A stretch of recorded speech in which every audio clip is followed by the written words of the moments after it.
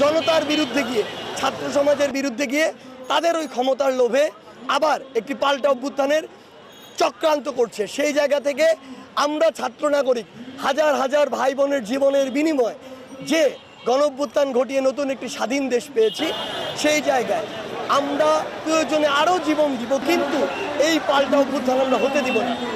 সেই জায়গা থেকে আমাদের আজকের এই অবস্থান কর্মসূচি। আমরা জানতে পেরেছিলাম 15 আগস্টকে ঘিরে তারা এমন একটি চক্রান্ত করছে, এই জন্য আমাদের রাস্তায় নামা।